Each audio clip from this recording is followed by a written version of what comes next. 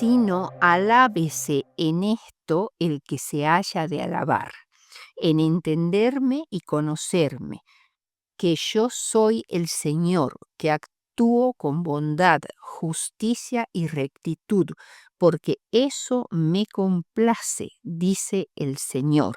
Jeremías 9:24. Generalmente las personas suelen alabarse o jactarse de diversas características de su personalidad, como ser la sagacidad política, la amplitud de visión humana, el conocimiento. Sin embargo, toda confianza depositada en la sabiduría humana es necedad, porque ésta es parcial e insegura. Otra razón por la cual los hombres suelen jactarse es por la valentía o el poder, las proezas militares, los armamentos, la fuerza de los soldados, etc., o bien de las riquezas y las posesiones materiales que poseen, ignorando que las riquezas se harán alas y volarán al cielo, como dice Proverbios 23:5. Jeremías nos insta, por lo tanto, a gloriarnos únicamente por el conocimiento de Dios. Solo es sabio aquel en cuyo corazón está atesorado este conocimiento, porque en él hay vida eterna. El conocer a Dios va más allá de un mero entendimiento teórico. Debe ser un conocimiento experimental y práctico. Dios desea que los hombres conozcan bien los atributos divinos, que son la misericordia, en hebreo Gesed, que señala la relación que Dios tiene con los seres humanos y que puede describirse como amor, bondad, clemencia, caridad, compasión. La justicia se refiere a los actos judiciales de Dios. El amor y la justicia son características intrínsecas del carácter de Dios y revela su profunda preocupación por la justicia y la rectitud. Los cultos paganos antiguos adoraban a dioses muy diferentes del Dios verdadero, cuya esencia es el amor y la justicia. Los paganos tenían la mente oscurecida por sus creencias idolátricas. La idolatría era el extremo de la necedad que los llevaba a adorar a un animal en lugar de a Dios, y se inclinaban ante seres irracionales.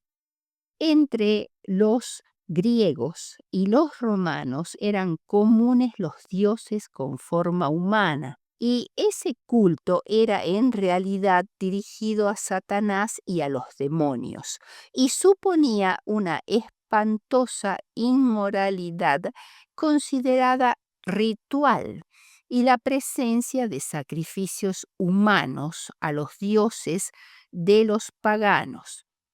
Estos dioses tenían ciertas características que los hacían muy parecidos a los humanos. Eran codiciosos, egoístas, violentos, peleaban entre sí y despreciaban profundamente a los seres humanos, a los que consideraban sus esclavos. La vida de ellos para los dioses no valía nada. El culto a la fertilidad estaba presente en todo el mundo antiguo. Astarte representaba los poderes reproductores de la naturaleza, y para adorarla se caía en actos de la más crasa inmoralidad. Las columnas y los obeliscos eran símbolos masculinos de la fertilidad. Estos dioses paganos, adorados por prácticamente todos los pueblos de la antigüedad, no eran ni amorosos ni justos, eran injustos, malvados, despreciaban a los seres humanos a los cuales castigaban con catástrofes o con enfermedades o bien con guerras sangrientas, y todos estos cultos se basaban en la creencia de la inmortalidad del alma y en la capacidad de los hombres de comunicarse con los muertos. El Dios de la Biblia es totalmente diferente de las fuerzas demoníacas.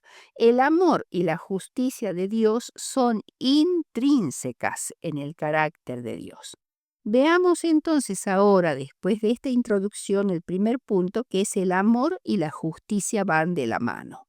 Aunque no estemos acostumbrados a pensar que el amor y la justicia estén unidos, las escrituras muestran que el verdadero amor requiere justicia y que la verdadera justicia está motivada por el amor.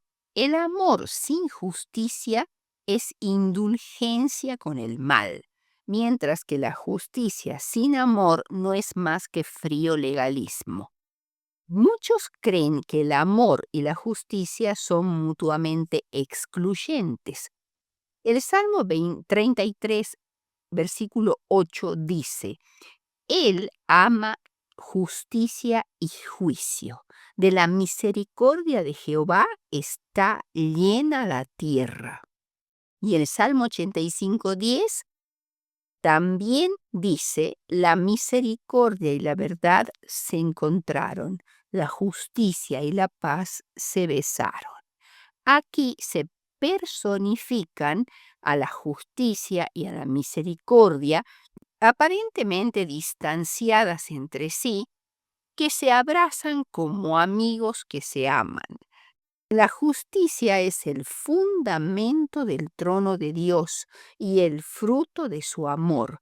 El propósito de Satanás siempre ha sido divorciar la misericordia de la verdad y la justicia. Procuró demostrar que la ley de Dios y la justicia, por ende, es enemiga de la paz. Pero Cristo demuestra que en el plan de Dios no puede existir una sin la otra. La justicia de Dios no está meramente relacionada con los códigos legales, sino que concierne fundamentalmente a su carácter. Dios no ama solo la deliberación acerca de la justicia, sino también su ejecución. A Dios le preocupa profundamente que se obre con rectitud en el mundo. La reacción de Dios ante el pecado y la injusticia es de su desagrado, que es como fuego consumidor para el pecado. Es una necesidad ética y religiosa que la santidad de Dios se manifieste en ira contra el pecado, pero sin embargo, al mismo tiempo Dios anhela salvar al mundo rebelde. Es cierto que todo, que el odio que Él odia a todo pecado, pero también siente preocupación amorosa por cada pecador. Los pobres intentos humanos de producir justicia son para Dios como trapos de inmundicia, como dice Isaías 64:6. El segundo punto que vamos a considerar es que la justicia amorosa exige constancia. La justicia exige constancia y regularidad, porque Dios es moralmente inmutable o inalterable, como lo dice Malaquías 3:6 y Santiago 1:17. Malaquías 3:6 dice: porque yo Jehová no cambio. Por esto hijos de Jacob, no habéis sido consumidos. Y Santiago 1:17, toda buena dádiva y todo don perfecto desciende de lo alto del Padre de las luces, en el cual no hay mudanza ni sombra de variación. En Malaquías 2:17 se registra una pregunta que el pueblo dirige a Jehová. Cualquiera que hace mal agrada a Jehová. ¿Y dónde está el Dios de justicia? En la cual se expresa la duda de que Dios se preocupara de la conducta humana. Por ello, en Malaquías 3:5, Dios le contesta al pueblo: y vendrá a vosotros para juicio, y será pronto testigo contra los hechiceros y adúlteros, contra los que juran mentira y los que defraudan en su salario al jornalero, a la viuda y al huérfano, y los que hacen injusticia al extranjero, no teniendo temor de mí, dice Jehová, Dios de los ejércitos. Esta es la respuesta a la pregunta: ¿dónde está el Dios de justicia? Por ello Dios dice: para juicio he venido, o sea, he aquí está el juicio que se dirigirá contra los que practicaban las artes mágicas paganas, los adúlteros, los culpables de inmoralidad, los que juran falsamente por mi nombre y los que son mezquinos con los más pobres de la tierra, los que dependen de su salario para su sostén cotidiano y pisotean a los indefensos, a los impotentes, a los desvalidos, como ser las viudas, los huérfanos y los extranjeros. Porque yo no cambio, no paso por alto el mal. La santidad de Dios es eternamente constante e inalterable, y por ello permanecen sus propósitos eternos para su pueblo. Quizá Él castigue, discipline o corrija a los suyos, pero hace todo esto con el propósito de que se arrepientan y sean salvos. Dios es moralmente inmutable o inalterable. Yo, el Señor, no me retracto de mis promesas. Vuélvanse a mí y yo me volveré a ustedes. Pone de relieve un cambio de actitud relacional positivo por parte de Dios si el pueblo se arrepiente. Como Padre de las luces, como lo describe Santiago 1:17, Dios no muestra mudanza ni sombra de variación al que hizo las grandes lumbreras, porque su amor es para siempre, el sol que alumbra el día, porque su amor es para siempre, la luna y las estrellas que alumbran la noche, porque su amor es para siempre. Salmo 136, 7-9. El tercer punto que vamos a considerar es: Dios es totalmente bondadoso y justo. Deuteronomio 32:4. Él es la roca cuya obra es perfecta, porque todos sus caminos son rectitud.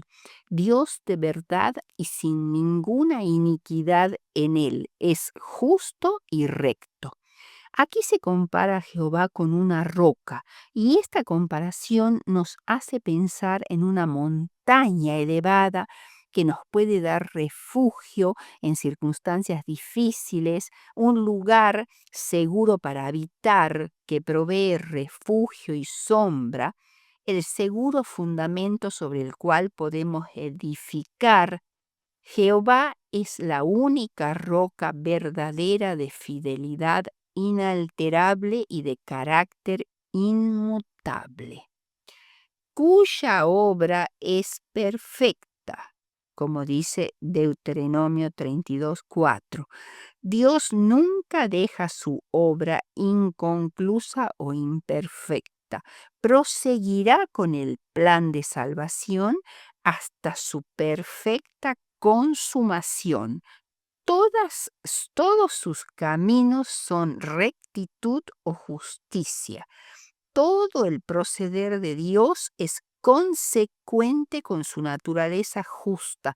Sus decisiones son irreprochables. Su proceder con los seres creados es intachable.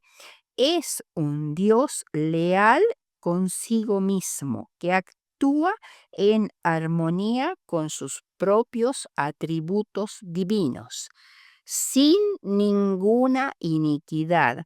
Es imposible que Jehová haga lo malo, que engañe a alguien, que tenga defectos éticos o morales. Él es su propia norma de conducta, como también la norma para todos los seres creados. El Salmo 92:15 dice: para anunciar que Jehová, mi fortaleza, es recto y que en él no hay injusticia. La vejez feliz y productiva de los justos prueba la fidelidad de Dios y demuestra que Él cumple sus promesas y que en Él no hay injusticia. El Salmo 9, versículos 7 y 8 dice: pero Jehová permanecerá para siempre, ha dispuesto su trono para juicio, Él juzgará al mundo con justicia y a los pueblos con rectitud. En contraste con la desolación que los enemigos de Dios sufrirán, descritas en el versículo 6, Dios permanece para siempre, sentado sobre su trono, desde donde juzga con equidad al mundo. El Salmo 145, desde los versículos 9 al 17, resalta la universalidad de la bondad de Dios, quien es imparcial en su trato con los seres humanos. Hace brillar el sol y deja caer la lluvia sobre el malo y sobre el bueno.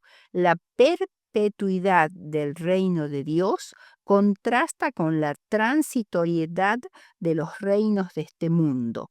Se representa en este salmo a Dios como el gran sustentador que distribuye alimento a todo ser viviente en cualquier momento que lo necesiten.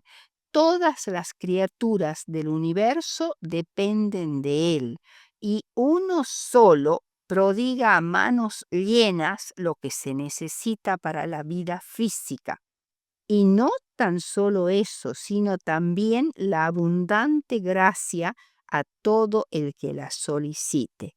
Es poderoso para hacer todas las cosas mucho más abundantemente de lo que pedimos o entendemos. El cuarto punto, un Dios arrepentido. ¿Puede Dios arrepentirse? Hemos visto que el carácter de Dios no cambia. Sin embargo, Éxodo 32:14 dice: entonces Jehová se arrepintió del mal que dijo que había de hacer a su pueblo. Este versículo se refiere a la gran apostasía del pueblo de Israel mientras esperaba que Moisés bajara del monte Sinaí con las tablas de la ley. Habían apostatado en gran manera, haciéndose un ídolo de oro en forma de becerro, al cual adoraron como si fuera la representación de Jehová, y cayeron en el desenfreno sensual más relajado que jamás hubieran imaginado. En la ausencia de Moisés, prevaleció el mal. Se volvieron a la idolatría y con ello al libertinaje tan íntimamente ligado al culto pagano. Habían quebrantado el pacto hecho con Dios, quien ama al pecador pero odia el pecado. Habían demostrado ser un pueblo de dura cerviz. Jehová habló con Moisés diciéndole: déjame que se encienda mi ira en ellos y los consuma, y de ti yo haré una nación grande. Esto está en el versículo 10. Lo cual era una prueba para Moisés como líder del pueblo. Pero Moisés intercede por ellos para que fueran perdonados, para que no fracasase el plan divino, causando el regocijo de los paganos, con lo cual Dios sería deshonrado. Y el versículo 14 dice que Jehová se arrepintió, se conmovió por la oración ferviente y desinteresada de su fiel siervo Moisés. En realidad, Dios no puede cambiar de propósito porque conoce lo porvenir desde el principio. Primera de Samuel 15:29. Sin embargo, cuando los pecadores abandonaron el pecado y se vuelven a Él, cuando sus hijos le suplican misericordia y perdón, entonces Dios se arrepiente, cambia de la ira a la misericordia y del castigo al generoso perdón. Jeremías 18, 4 al 10. Jeremías en este texto es enviado por Dios a la casa del alfarero para que observara su labor. Jeremías dice que la vasija que el alfarero hacía en ese momento se echó a perder en su mano y que entonces el alfarero la remodeló y la transformó en otra vasija. Aquí es donde Jehová le dice a Jeremías: ¿no podré yo hacer de vosotros como este alfarero, oh casa de Israel? He aquí que como el barro en la mano del alfarero, así sois vosotros en mi mano, oh casa de Israel. Jeremías 18:6. Israel como nación, no individualmente, había entrado voluntariamente en la relación de pacto y habían aceptado a Dios como su rey para que Él dirigiera los asuntos de la nación de tal manera que por medio de ellos se lograra la salvación de todo el mundo. Pero en los días de Jeremías, el barro se echó a perder en su mano, y como supremo alfarero, Dios había tenido razón para desecharlos como nación, pero por causa de su misericordia estuvo dispuesto a tomar el inútil vaso de arcilla y hacer de él otra vasija. El versículo 8 dice: pero si estos pueblos se convirtieren de su maldad, yo me arrepentiré del mal que había pensado hacerles. El arrepentimiento de Dios no presupone falta de conocimiento previo de su parte, ni variabilidad en su naturaleza o propósito. En este sentido, Dios nunca se arrepiente de nada. Además, el que es la gloria de Israel no mentirá ni se arrepentirá, porque no es hombre para que se arrepienta. Primera de Samuel 15:29. El arrepentimiento de Dios es una expresión que se refiere al dolor del amor divino ocasionado por la pecaminosidad del hombre. Presenta la verdad de que Dios, en consonancia con su inmutabilidad, cambia de posición con respecto al hombre que ha cambiado. La humanidad pecadora llena el corazón divino con profundo dolor y compasión, despierta todo el insondable océano de simpatía en favor de los pecadores de que es capaz el amor infinito. Sin embargo, el pecado de la humanidad también lo mueve a una retribución judicial. El arrepentimiento de Dios no es como el arrepentimiento del hombre. El arrepentimiento del hombre implica un cambio de parecer. El arrepentimiento de Dios implica un cambio de circunstancias y relaciones. Esto está en Patriarcas y Profetas 6:82. La oración no cambia la mente de Dios.